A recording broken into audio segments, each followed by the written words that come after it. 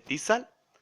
उसके बाद क्या, आपकी जो उस समय सिचुएशन थी कि किसको प्राइम मिनिस्टर बनाया जाए नेहरू जी की डेथ के बाद, किसको नहीं बनाया जाए, वो अच्छे से हम बहुत अगले लेक्चर में कवर करेंगे। और श्रीवास्तव क्या इनका जन्म हुआ था, ये सारे फैक्ट्स हैं, एग्जाम के लिए इंपॉर्टेंट हर चीज रहती है। अप्लाइड नॉलेज, आपको हर एक चीज की नॉलेज होनी चाहिए, कब कहाँ यूज हो जाए और कब क्या पूछ लिया जाए आपको नहीं पता। तो या तो नोट कर लीजिए, और बहुत अच्छी मेमोरी है, बादाम खाते हैं तो बचपन बहुत अच्छा होता है सबका। सबसे बहुत ही दर्दनाक बचपन रहा है, दर्दनाक तो नहीं बोलूंगा लेकिन बहुत ही स्ट्रगलिंग बचपन रहा है लाल बहादुर शास्त्री का। पहले इनके जो फादर थे शारदा प्रसाद श्रीवास्तव, वो क्लर्क थे, टीचर थे, फिर क्लर्क बने, लेकिन उनका बहुत जल्दी देहांत हो जाता है। 2 साल की उम्र में, महज 2 साल या 1 साल के होते हैं लाल बहादुर शास्त्री। सबसे बड़ी बात क्या होती है कि आप जितने महान लोगों की जो वाइफ देखेंगे ना, वो भी उतनी ही महान होती है। कहते हैं ना, behind every successful man there is a woman. बिल्कुल सत्य वचन। ललिता शास्त्री पंचुअलिटी का लेसन उनसे बहुत ज्यादा, या तो आप बता दो, अगर आपका कोई प्लान डिले हो रहा है आप बता सकते हैं कि हाँ देखो मैं इस टाइम नहीं आ पाऊंगा, या कोई प्रोजेक्ट भेजना है तो अगले बार भेजूंगा, या इस टाइम भेजूंगा, थोड़ी कुछ रीजंस की वजह से डिले होता है ना। तो यहाँ पे लाल बहादुर को हाथ तक नहीं लगाते थे। और इन सब के बावजूद, ये तब तो सिंपल लिविंग है, इसीलिए लोग वही तो बता रहे ना कि आजकल यही तो पहनावा, प्राइम मिनिस्टर बनना है, काफी चीजें होती हैं, लेकिन कामराज के कौन से सर्कमस्टेंसेस में लाल बहादुर शास्त्री को प्राइम मिनिस्टर बनाया गया, इंडो पाकिस्तान वॉर, इन सबको हम देखेंगे, बहुत ही अच्छे से देखेंगे। तो शुरू करते हैं। तो सबसे पहले तो मुझे बताना है कि लाल बहादुर शास्त्री जो है वो बहुत छोटी सी उम्र में ही नेशनलिस्ट, जो हमारी कुर्सी पे भी आग लगाए बैठते हैं। लाल बहादुर शास्त्री से जब पूछा जाता है, कुलदीप नैयर पूछते हैं कि भैया आप क्या चाहते हैं, तो 2 नाम लेते हैं, या तो इंदिरा गांधी बन जाए या फिर आपके जयप्रकाश नारायण। यही चीज मोरारजी देसाई से पूछी जाती है। मोरारजी देसाई भैया बिल्कुल चाहते हैं कि वो प्राइम मिनिस्टर बने। खुला एथिक्स की बात, इनसे ज्यादा इनकी वैल्यूज को तो सराहा जाता है, हर जगह सराहा जाता है। एथिक्स की तो बात ही नहीं करनी चाहिए, वैल्यूज पे हम ऑलरेडी बहुत ज्यादा बात कर चुके हैं। तो वो छोटे होते हैं, और क्योंकि इनके पिताजी तो प्राइम मिनिस्टर हैं, बातचीत करके क्या करते हैं इनके ऑफिसर से, वो ड्राइविंग लाइसेंस बनवा लेते हैं। पता चलता है लाल बहादुर शास्त्री को कि मेरी बेटे ने कुछ गड़बड़ करके ड्राइविंग लाइसेंस बनवाया है। कार्रवाई करते हैं जो जो इसमें इन्वॉल्व होती हैं, और अपने बेटे पे भी अच्छी खासी, मतलब उसको भी अच्छा खासा एक लेसन देते हैं। मारते नहीं है, लाल बहादुर शास्त्री ने कभी नहीं मारा, मारते नहीं, लेकिन अच्छा खासा लेसन। तो कभी भी वो बेईमानी बर्दाश्त नहीं करते थे, कभी भी। अपने कहूंगा कि ये जो वॉर था, इसी से ही इनकी दशा बदल गई, दशा और दिशा दोनों बदल गई। ये इन्होंने एक ऐसी चीज कर दी जो कोई भी नहीं कर सकता। स्टोरी पे आते हैं तो नहीं, लेकिन बहुत अच्छी खासी की, मतलब कोई अटैक नहीं कर सकता हम पे। तो इंटरनेशनल बॉर्डर उस समय, लाल बहादुर शास्त्री पहले ऐसे पीएम थे जिन्होंने इंटरनेशनल बॉर्डर क्रॉस करवाया, बोला कि घुस के थी। डेथ, वेल, फिट हमेशा बैठेगा। एग्रीकल्चरल नेशन है और हमेशा रहेगा, और इस नेशन को प्रोटेक्ट करते हैं हमारे सोल्जर। और ये सोल्जर, ये एग्रीकल्चरिस्ट लाल बहादुर शास्त्री जैसे लीडर्स की वजह से हैं, उनके सपोर्ट की वजह से हैं। और आज जो भी हम कौन थी?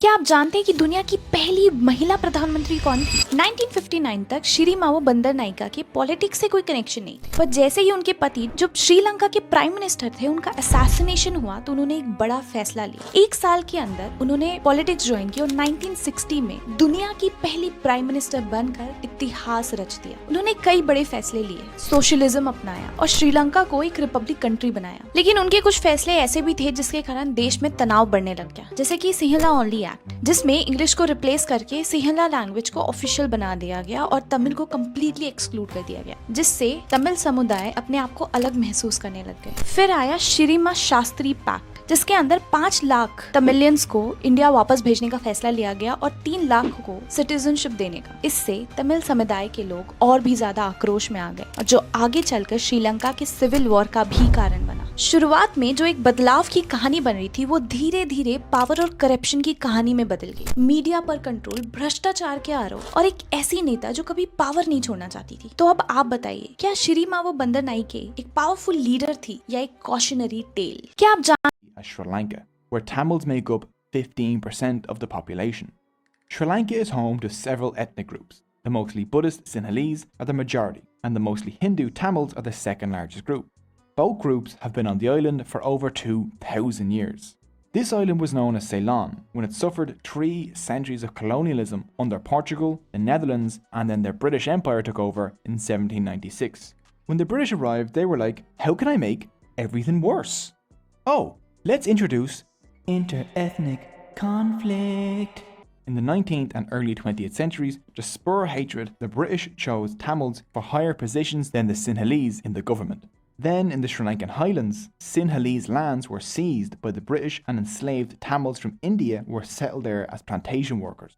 These are Indian Tamils, distinct from the Sri Lankan Tamils who have lived in Sri Lanka for much, much longer. Sri Lankan Tamils live in the north and east, Indian Tamils live in the central highlands, and the Sinhalese live essentially everywhere else. When the British got kicked out of Ceylon, now Sri Lanka, in 1948, the majority Sinhalese took control of the island. Sinhalese nationalism exploded, and soon anti-Tamil massacres swept the island in 1956, 1958, and 1977, which led to the formation of a guerrilla fighting group known as the Liberation Tigers of Tamil Eelam, better known as the Tamil Tigers. On the 31st of May 1981, the Sri Lankan police burned the Jaffna Public Library to the ground, home to 97,000 books and containing irreplaceable artifacts of Tamil history.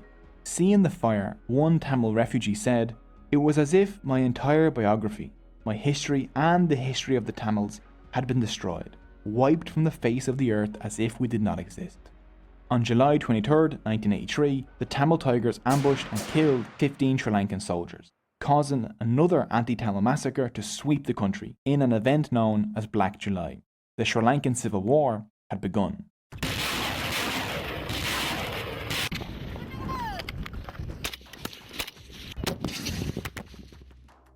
The Tamil Tigers were fighting for an independent Tamil nation in the Tamil parts of the island. As the war dragged on over decades, the Tamils became infamous for inventing the explosive suicide vest and for carrying out a suicide bombing campaign across Sri Lanka. The Sri Lankan army retaliated with brutal attacks against the Tamil Tigers, which mostly resulted in the deaths and displacement of tens of thousands of innocent Tamil civilians. The Sri Lankan state is still undergoing investigations for committing a genocide against the Tamils. This bloody war dragged on for 26 years, until the 18th of May 2009, when the leader of the Tamil Tigers, V. Pirapakaran, was killed and the Tigers surrendered.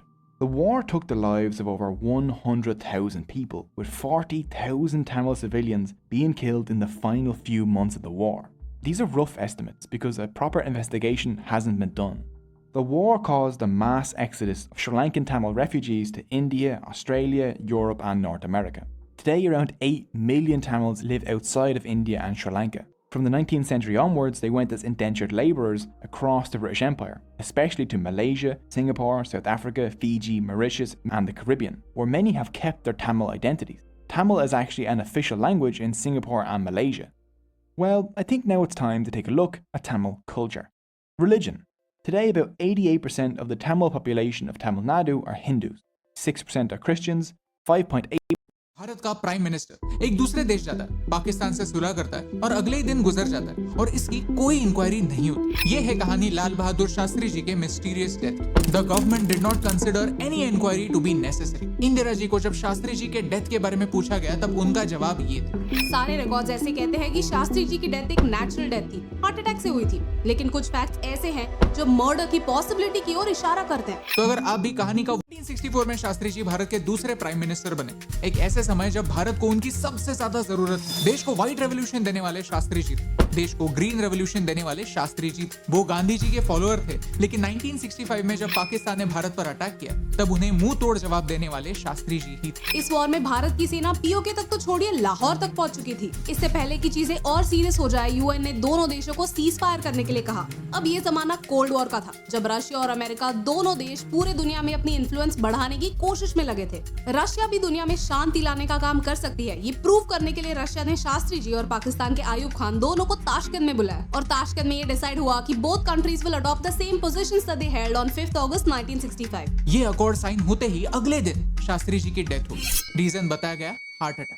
इतना बड़ा leader एक दूसरे देश में अपने arch rival के साथ peace accord sign करता है और इमीडिएटली गुजर जाता है, लेकिन फिर भी कोई इंक्वायरी नहीं होती। ऐसा क्यों? अनुज धर ने अपनी किताब your prime minister is dead में इस पूरे सब्जेक्ट पर थॉरली स्टडी किया, प्रॉपर्ली इन्वेस्टिगेट किया और इसमें वो 3 थियोरीज प्रेजेंट करते हैं। थियोरी नंबर 1, सीआईए ने ताशकंद अकॉर्ड्स फेल होने के लिए शास्त्री जी का मर्डर किया। थियोरी नंबर 2, केजीबी यानी रशियन इंटेलिजेंस ने शास्त्री जी को पॉइजन देकर मारा। थियोरी नंबर 3, भारत के ही पॉलिटिशियंस ने अपने पर्सनल गेन के लिए शास्त्री जी का मर्डर किया। पर काले नीले निशान थे, एज इफ उनकी बॉडी पर किसी ने अंदर से इंक डाली। शास्त्री जी को जब थोड़ा सा डिस्कम्फर्ट शुरू हुआ तो वो अपना स्वीट छोड़कर अपने साथियों के कमरे तक पहुंचे, लेकिन हैरानी की बात यह है कि उनके स्वीट में ही 3 फोन थे, जिसमें से एक फोन उठाने पर सीधा सिक्योरिटी को बजर बजता। लेकिन क्यों वो पर्सनली उठकर दूसरे कमरे में अपने साथियों के पास गए? क्या वो कोई मैसेज देना चाहते थे? मिस्ट्री नंबर 2, पोस्टमार्टम से डेथ के रीजन साफ साफ क्लियर हो सकते हैं। रशियन इंटेलिजेंस ने ऑफर भी किया कि हम शास्त्री जी की बॉडी का पोस्टमार्टम करेंगे, लेकिन उनके ही भारत के साथियों ने इस ऑफर को रिजेक्ट कर दिया।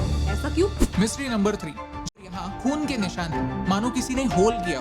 उनकी एक कैप जो वो हमेशा पहनते थे खून से लथपथ थी, जो आज भी वैसे ही प्रिजर्व की गई है। मिस्ट्री नंबर 4, उनके डेथ के 1 साल बाद ब्लिट्स नाम के एक टैबलॉइड ने उनका एक लास्ट लेटर प्रिंट किया, जिसमें पाकिस्तान के साथ पीस की बातें की गई थी।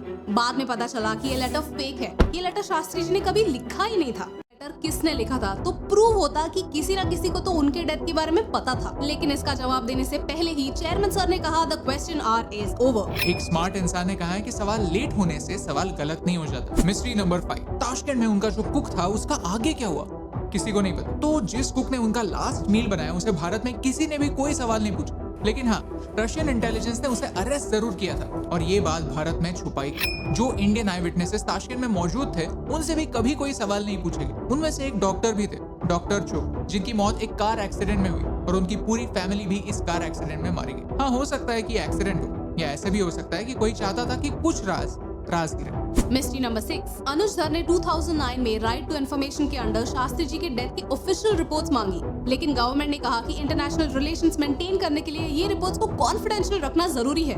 ऐसा क्या है इन रिपोर्ट्स में? ऑन द अदर हैंड, पिछले कुछ सालों में केजीबी और सीआईए दोनों ने इस मामले के बारे में कुछ क्लासिफाइड डॉक्यूमेंट्स अपनी साइड से रिलीज किए। जरूरी नहीं समझा, लेकिन क्यों? किसी को क्या मिलेगा? शायद मोटिव ताशकंद अकॉर्ड में ही हिडन है। लॉन्ग लास्टिंग पीस के लिए भारत ने अपनी तरफ से जो हो सकता था वो किया। जो फौज लाहौर तक पहुंच गई थी उसे वापस बुलाया, लेकिन एक इंपॉर्टेंट स्टेप ताशकंद अकॉर्ड से मिसिंग था, और वो है पाकिस्तान की कश्मीर में इन्वॉल्वमेंट। ताशकंद अकॉर्ड में से पाकिस्तान अपने साइड से कश्मीर में गुरिल्ला एग्रेशन कम करने के लिए क्या अश्योरेंसेस देगा, ये इंपॉर्टेंट चीज मिसिंग थी। कुछ लोग आज भी मानते हैं कि शास्त्री जी ने अंडर प्रेशर आकर ये अकॉर्ड साइन किए थे और घर आने के बाद वो ये बात रिवील करने वाले थे। उन्हें सारी टर्म्स मंजूर नहीं थी। शास्त्री जी एक फाइटर थे और वो ऐसी कोई डील साइन नहीं करते जिससे भारत को फायदा ना हो, ऐसी एक डील जो भारत के भले के लिए ना हो। शास्त्री जी's death gave sanctity to the Tashkent accord. ये शब्द सीआईए खुद यूज करती है, क्योंकि हमारे इमोशनल भारतीय लोगों ने ये समझ लिया कि ये उनकी आखिरी इच्छा थी और ताशकंद अकॉर्ड को मान लिया। तो सच क्या है? आज भी ये किसी फाइल में दबा हुआ है। सरकारें आई गई लेकिन किसी भी क्लासिफाई नहीं की। आज शास्त्री जयंती और गांधी जयंती दोनों है। क्या हम उनके लिए उनके बर्थडे पर उन्हें